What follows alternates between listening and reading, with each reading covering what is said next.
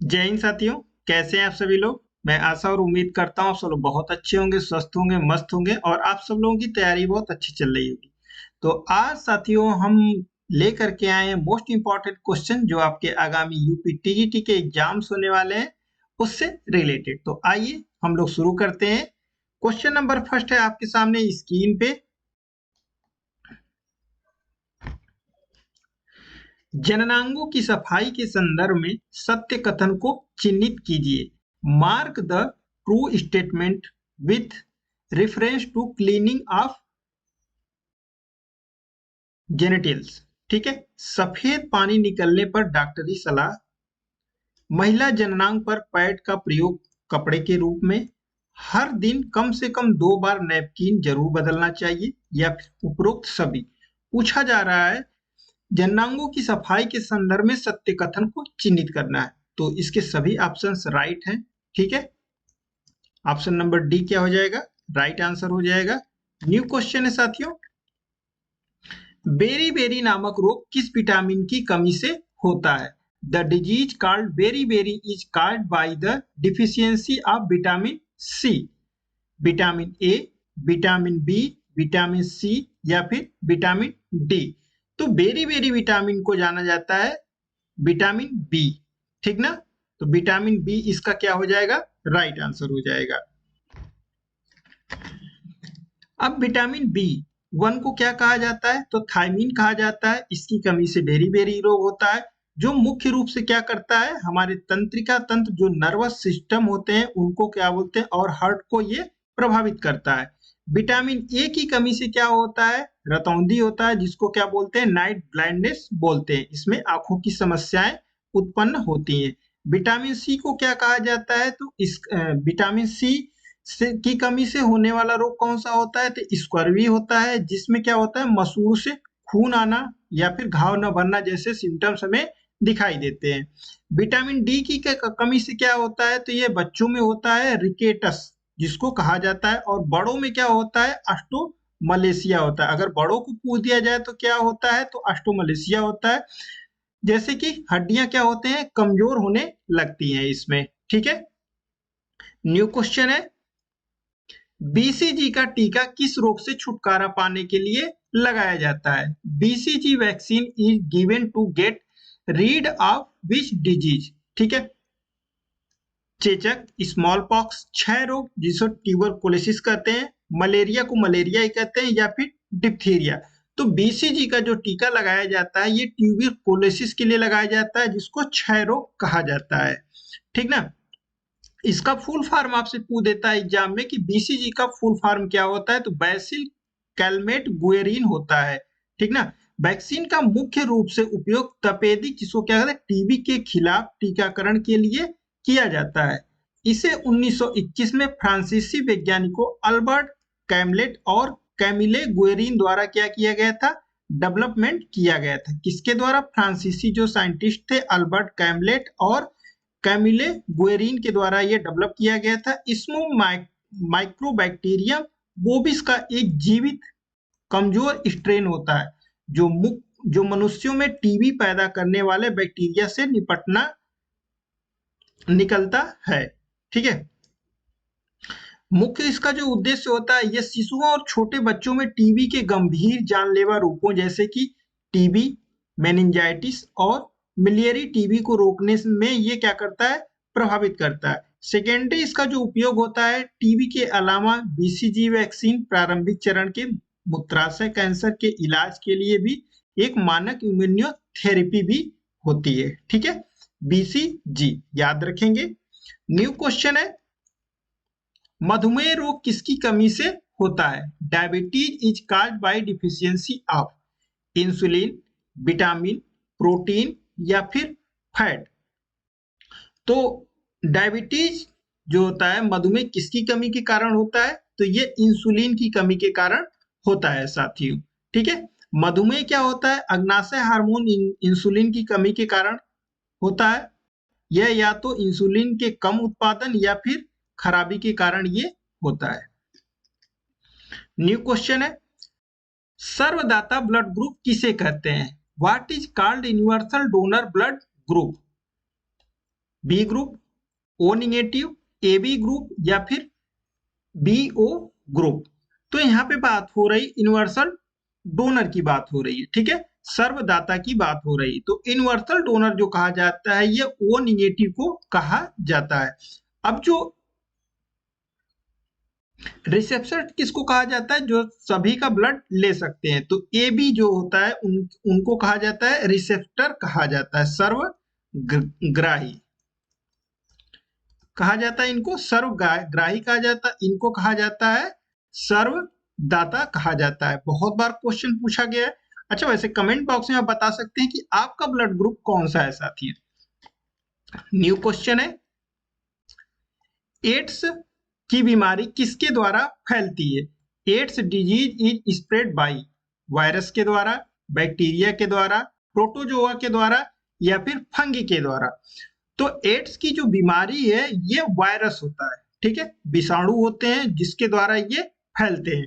Right answer हो जाएगा option A is a right answer हो जाएगा। तो एड्स का फुल फॉर्म अक्सर आपसे पूछ देता है, एक्वायर्ड इम्यूनो डिफिशियंसी सिंड्रोम, ठीक ना, एड्स का फुल फॉर्म पूछा जाता है। और एचआईवी का भी फुल फॉर्म पूछ देता है, तो human immuno deficiency virus, HIV का फुल फॉर्म और एड्स का फुल फॉर्म, ये दोनों फुल फॉर्म आपसे पूछे जाते हैं। अब इसी के साथ साथ जो एड्स दिवस कब मनाया जाता है, तो 1 दिसंबर को मनाया जाता है। हर साल 1 दिसंबर को मनाया जाता है, एड्स दिवस मनाया जाता है। जो संक्रमित व्यक्ति के शारीरिक तरल पदार्थों जैसे रक्त, वीर्य, योनि स्राव और स्तन के दूध के आदान प्रदान से क्या होता है, ये फैलते हैं। यह मुख्य रूप से असुरक्षित यौन संबंध, दूसरी सुइयों के साझा उपयोग और संक्रमित मां से बच्चे में गर्भावस्था स्तनपान से क्या होते हैं, स्प्रेड होते हैं, फैलते हैं एक दूसरे में। न्यू क्वेश्चन है साथियों, उबेर कप शब्द किस खेल से संबंधित है? The word Uber is related to which game? Bridge, chess, cricket या फिर बैडमिंटन। तो साथियों उबेर कप ये संबंधित होता है, बैडमिंटन से संबंधित होता है। यह किसके लिए होता है, तो ये महिलाओं के लिए, फीमेल के लिए ये होता है उबेर कप। थॉमस कप किसके लिए होता है, तो पुरुषों के लिए होता है। उबेर कप यह महिलाओं की प्रमुख क्या बोलते हैं, अंतरराष्ट्रीय बैडमिंटन प्रतियोगिता है। यह विश्व महिला टीम चैंपियनशिप भी इसे कहा जाता है। क्वेश्चन पूछ सकता है कि आपसे विश्व महिला टीम चैंपियनशिप किसे कहा जाता है, तो ये कहा जाता है उबेर कप को कहा जाता है। ब्रिटेनिका के अनुसार इसकी शुरुआत 1956 में हुई थी। कब हुई थी, तो 1956 इंपॉर्टेंट पॉइंट है ये आपका। और ये किसके नाम पे हुआ था, तो बेट्टी उबेर के नाम पर यह हुआ। कौन सा कप, तो उबेर कप, ठीक ना, याद रखेंगे ये पॉइंट आप सभी। न्यू क्वेश्चन है कि एक्यूपंक्चर क्या है? What is acupuncture? ट्यूब के पंचर की मरम्मत विधि, सिंचाई विधि, प्रागैतिहासिक पशु विधि या फिर चीन की चिकित्सा विधि। तो साथियों मैं आपको बता दूं कि जो एक्यूपंक्चर होता है ये चीन की एक चिकित्सा विधि है। इसमें क्या बोलते हैं, एक्यूपंक्चर एक प्राचीन चीनी चिकित्सा पद्धति है जिसमें शरीर के विशेष बिंदुओं पर क्या होता है, एक पतली सुई चुभाकर विभिन्न रोगों का उपचार किया जाता है। यह पद्धति सिद्धांत पर आधारित है कि शरीर में क्यू, ठीक है, क्यू आई नामक जीवन ऊर्जा का प्रवाह होता है और इस प्रवाह में रुकावट आने से बीमारी होती है, ठीक ना।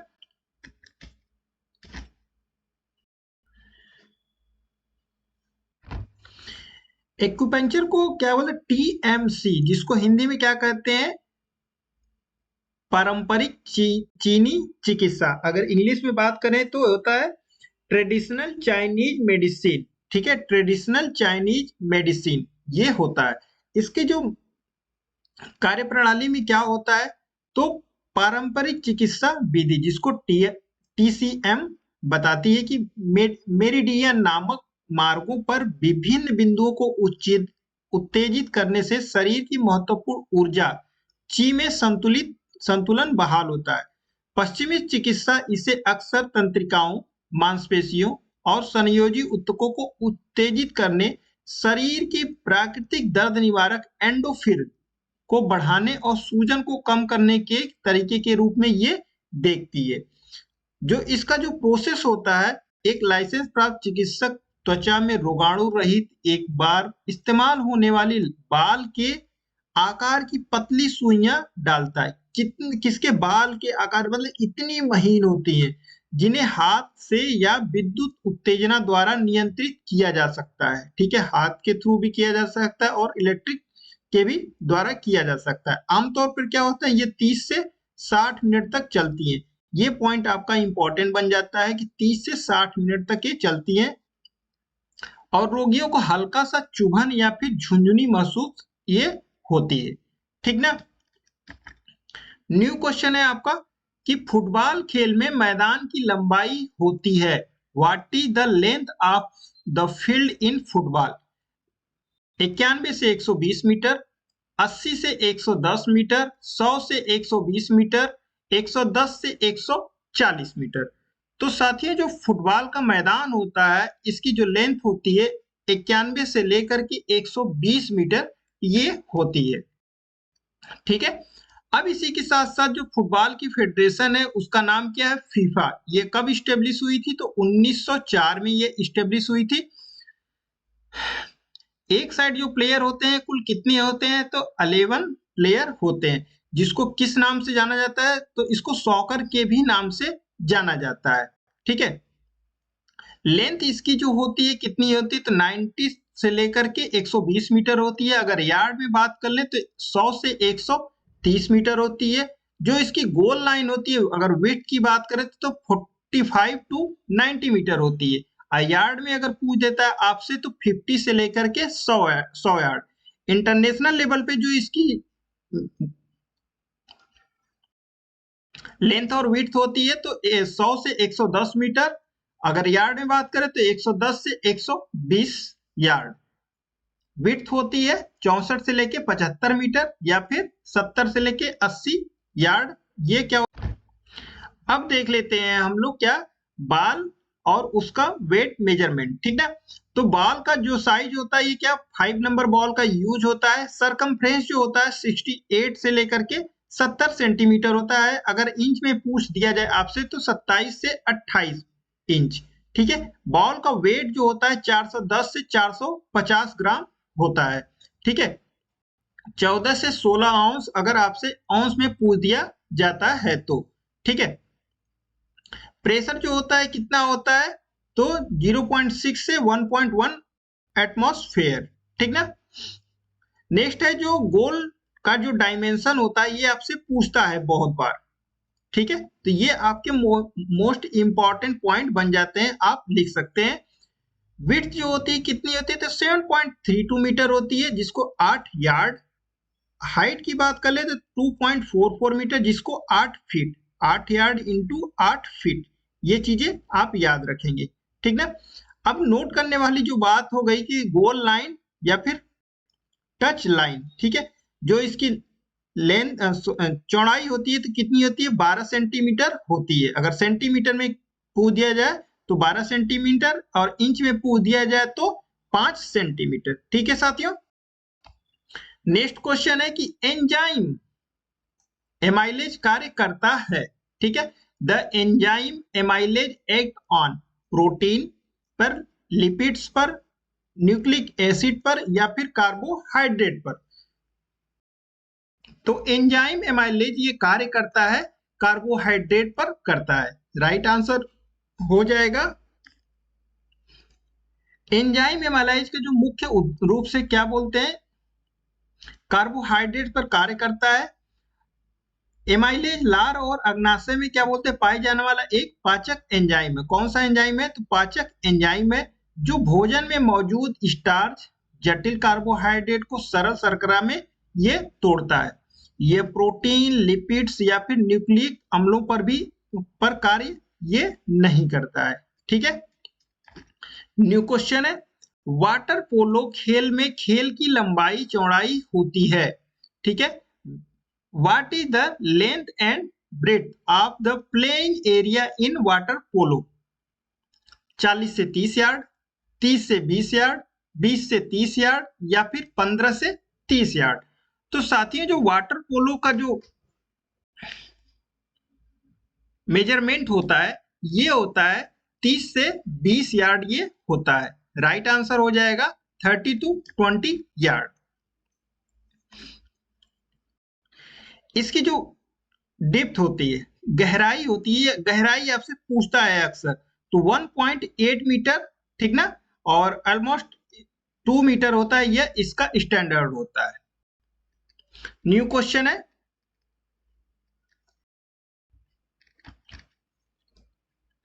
थॉमस कप के साथ जुड़ा हुआ है। Thomas cup is associated with table tennis, table tennis women, badminton man या फिर बैडमिंटन वुमेन। ये क्वेश्चन बहुत बार रिपीट हो गया है, तो ये मैन के साथ जुड़ा हुआ है बैडमिंटन। न्यू क्वेश्चन है, अच्छा देख लेते हैं इसकी शुरुआत कब हुई थी। तो 1948-49 में इसकी शुरुआत हुई है। कहां से? मलेशिया से, ठीक है। यह जो इसका नाम है, पूर्व बैडमिंटन खिलाड़ी कौन थे? तो सर जॉर्ज एलन थॉमस के नाम पर यह पड़ा। और सबसे अधिक बार जो जीता है, तो यह इतिहास में इंडोनेशिया ने सबसे अधिक बार ये खिताब जीता है। न्यू क्वेश्चन है, भारत ने ओलंपिक खेलों की व्यक्तिगत स्पर्धा में पहली बार पदक कब जीता था? When did India win medal for the first time in individual event for Olympic Games? London Olympic 1948, Helsinki Olympic 1952 या फिर यूएसए ओलंपिक 1962, मेलबर्न ओलंपिक 1956। तो साथियों मैं बता दूं कि भारत ने जो पहला अपना व्यक्तिगत पदक जीता था यह 1952 में जीता था, हेलेंसिकी ओलंपिक। कौन सा मेडल जीता था? केडी जाधव ने जीता था। किसने? तो केडी जाधव।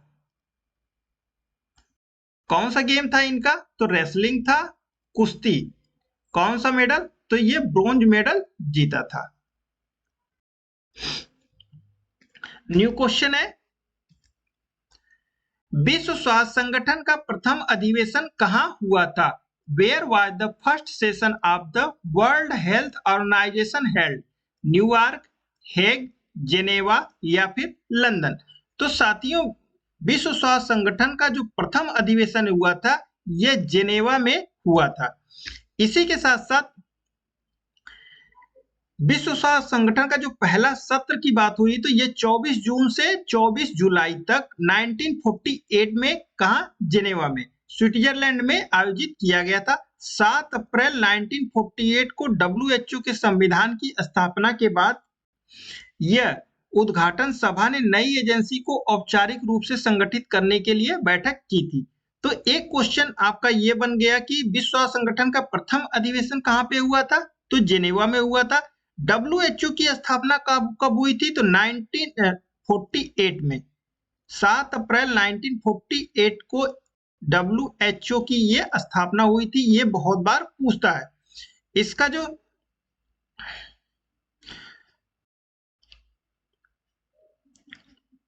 पूछ देता है अक्सर आपसे कि इसके प्रथम प्रेसिडेंट कौन थे, ठीक ना। डब्ल्यूएचओ के प्रथम प्रेसिडेंट कौन थे?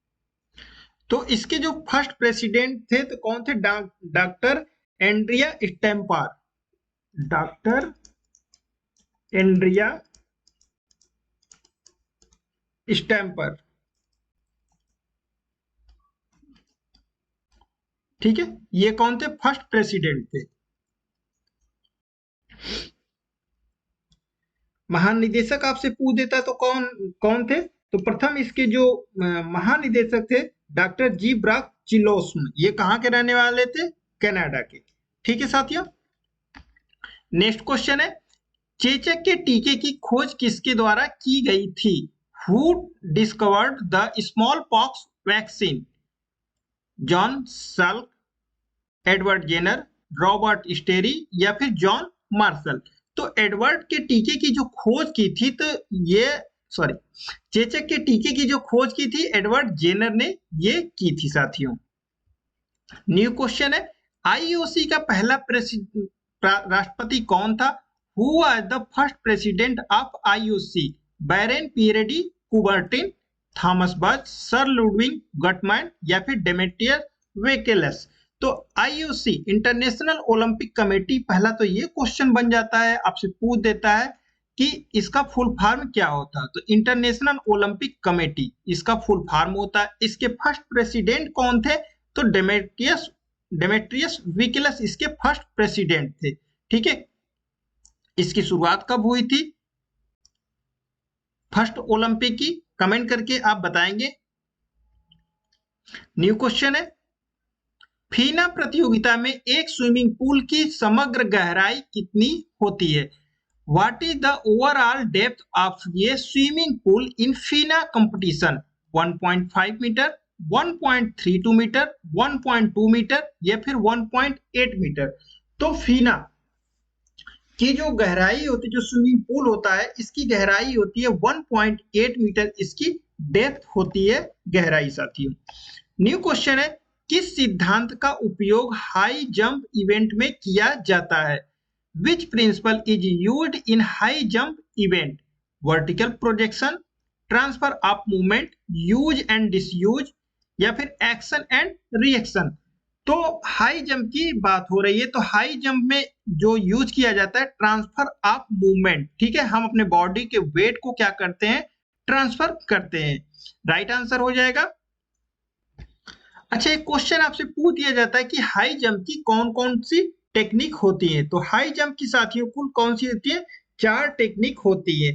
फर्स्ट कौन सी होती है?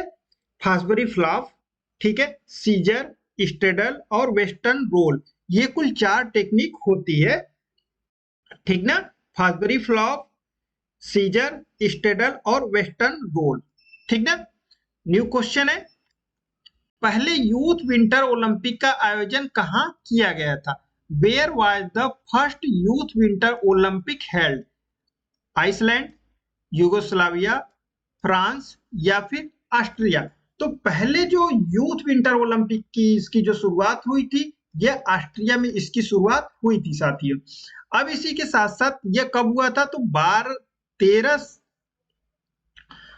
से लेकर के 22 जनवरी 2012 में, ठीक है। कहां पे?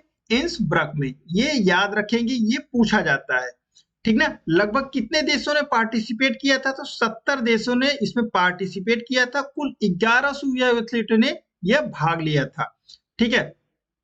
और ये चुना कब गया था? तो इंसब्रुक को ये चुना गया था आईओसी के द्वारा, इंटरनेशनल ओलंपिक समिति के द्वारा, कमेटी के द्वारा सन 2008 में ही चुना गया था, ठीक ना।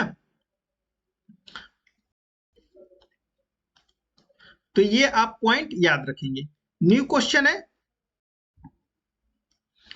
मानव शरीर की सबसे छोटी संरचनात्मक और कार्यात्मक इकाई क्या है? What is the smallest structure and functional unit of the human body? Cell, tissue, neuron या फिर एटॉम्स? तो सबसे यहाँ पे स्मॉलेस्ट स्ट्रक्चरल फंक्शनल यूनिट की बात हो रही, तो ये होती है साथियों सेल। ये राइट आंसर हो जाएगा। न्यू क्वेश्चन है, 100 मीटर महिला बाधा दौड़ में स्टार्ट लाइन और पहली बाधा के बीच की दूरी कितनी होती है? What is the distance between the start line and the first hurdle in 100 metre women hurdle? ठीक है, 11 मीटर, 12 मीटर, 13 मीटर या फिर 14 मीटर? तो 100 मीटर जो बाधा दौड़ होती है, उसमें जो स्टार्ट लाइन और पहली बाधा के बीच की दूरी होती है, तो ये होती है कुल 30 मीटर होती है। न्यू क्वेश्चन है, एक विशिष्ट संयुक्त कार्रवाई के दौरान अवांछित हलचल को नियंत्रित करने वाली मांसपेशी क्या कहलाती है?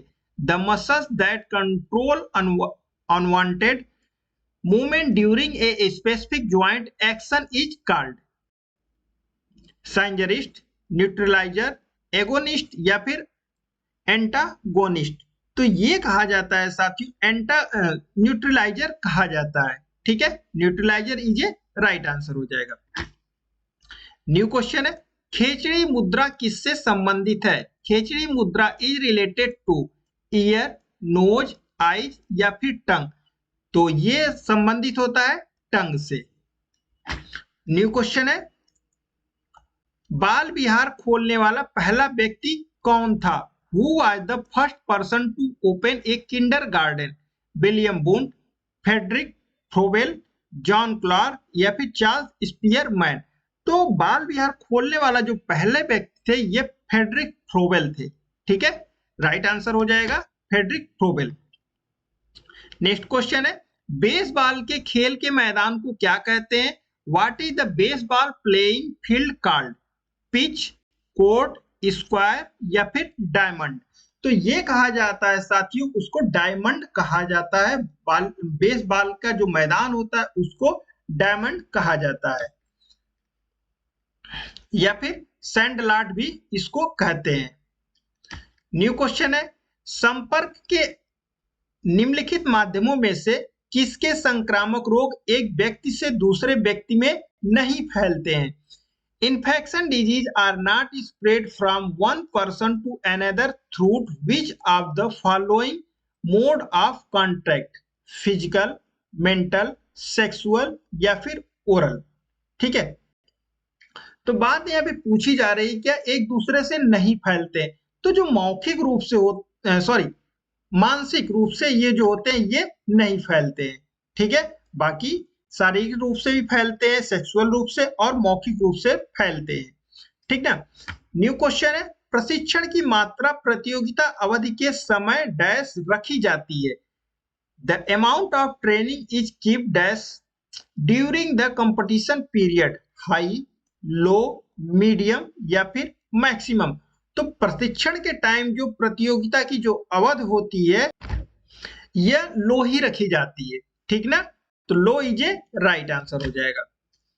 न्यू क्वेश्चन है, निम्नलिखित नसों में से कौन सी गंध से संबंधित है? Which of the following nerve related to smell? ठीक है, हाइपोलोजल, टॉर्च लेजर, पेरेक्टियल या फिर ऑल्फैक्टरी? तो नसों में कौन सी गंध से संबंधित है? तो ये ऑल्फैक्टरी, घ्राण जिसको कहा जाता है हिंदी में। कभी कभी हिंदी पढ़ने में बहुत समस्या होती है, लिखने में तो बहुत सारी समस्याएं हो सकती हैं। ठीक है, तो olfactory is a right answer हो जाएगा। नेक्स्ट क्वेश्चन है कि कबड्डी में एक टीम द्वारा लिए गए टाइम आउट की अवधि कितनी होती है? What is the duration of A time out taken by A team in kabaddi? 15 second, 20 second, 30 second या फिर 60 सेकेंड? तो कबड्डी में एक टीम के द्वारा जो टाइम आउट की जो अवधि होती है ये कुल 30 सेकेंड्स होती है साथियों। न्यू क्वेश्चन है, भारत से पहला शतरंज ग्रैंड मास्टर कौन था? Who was the first chess grandfather of India? रघुवीर नंदन, मैनुअल एरोन, सूर्य शेखर गांगुली या फिर विश्वनाथन आनंद? तो भारत से पहले जो ग्रैंड मास्टर थे ये विश्वनाथन आनंद थे। इन्हीं को सबसे पहले राजीव गांधी खेल रत्न पुरस्कार दिया गया था 1991-92 में।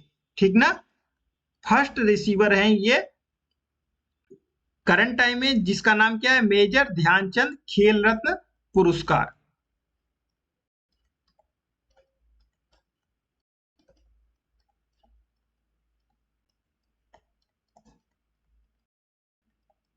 इसकी धनराशि कितनी होती है?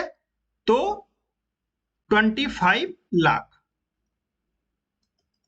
ठीक है साथियों।